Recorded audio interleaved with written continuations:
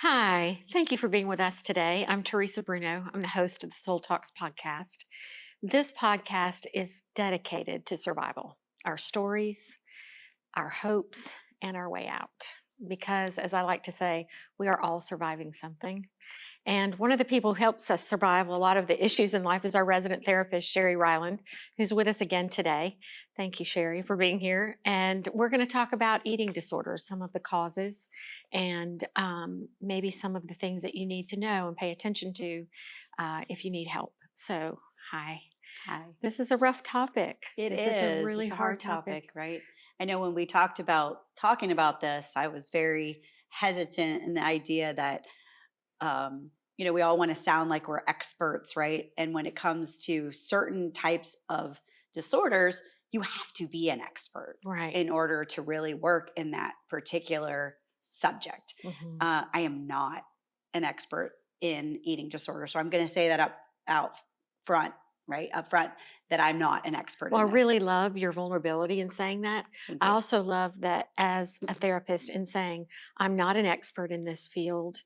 You're teaching us that sometimes some issues really have to have somebody who is. Absolutely. Right. And so when you're looking for a therapist, I guarantee you're going to go out and you're going to look on Psychology Today, or you're going to look on their bio on their website, and they're going to say they do everything.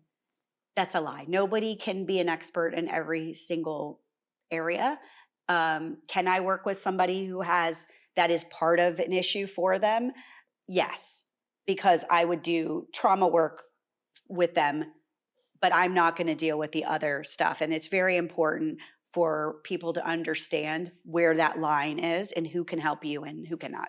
Yeah, I think that's a really good point, and something I don't think I have heard very many people say. It's just like, oh, we'll go get therapy. A therapist will help you if you Right. have problems with eating disorders. I've had so many friends who have Hmm. had truly life threatening, almost die Right. multiple times. Ports or whatever you call it. Feeding tube in the stomach, all Right. those things to stay alive.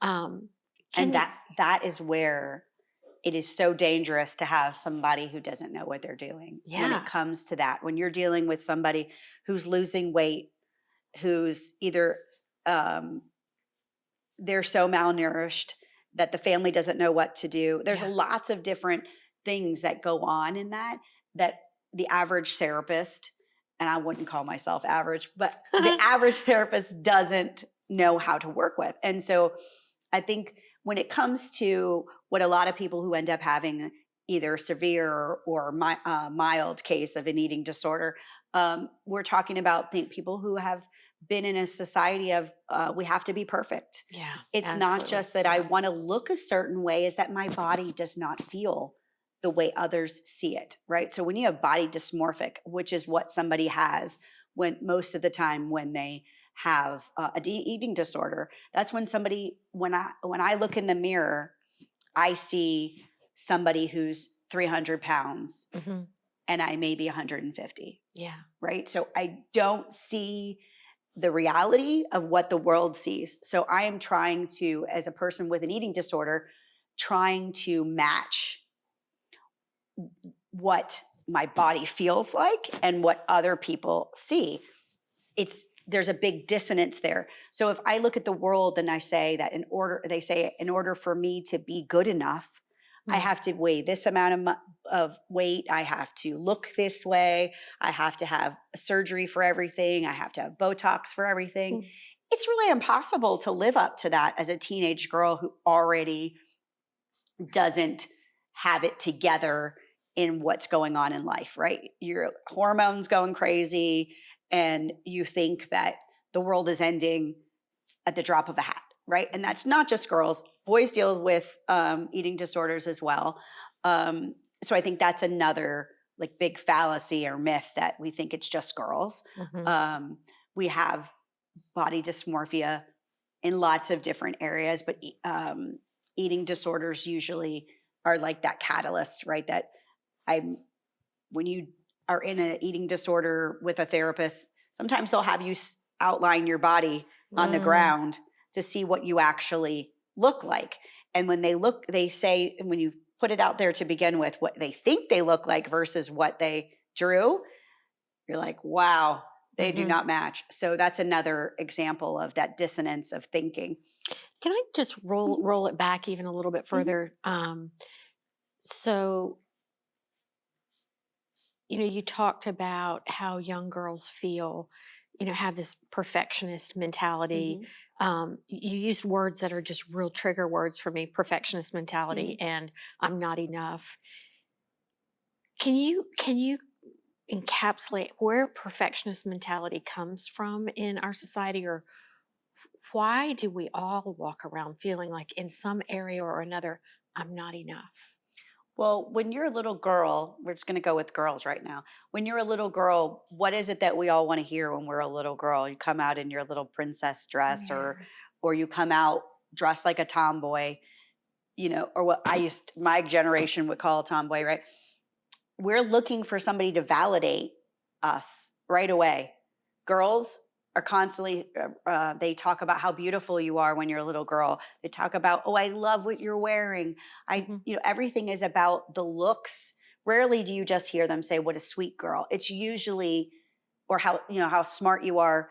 It's usually about your looks. Yeah. Or I think more and more we've gotten better about that. But I think social media is also just as bad, right? It Where exacerbates it. exacerbates, right? Little girls, young girls are doing makeup videos. They're talking about, how do I make my face look smaller? How do I go get this thing in another country done to my body? How do I, um, right? And the Mm-mm. things that people will do in order to change their body to be the best.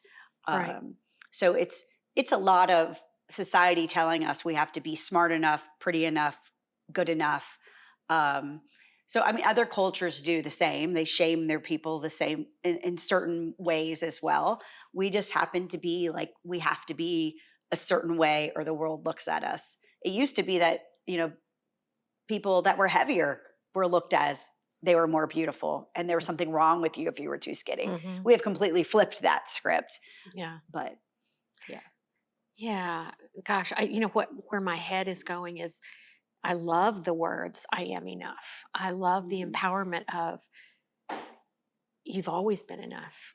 You will mhm, always be enough. I right, wish our girls could have that tattooed on their wrist so that every time they looked down, they saw, I am enough, just like I am. I've right, always been enough.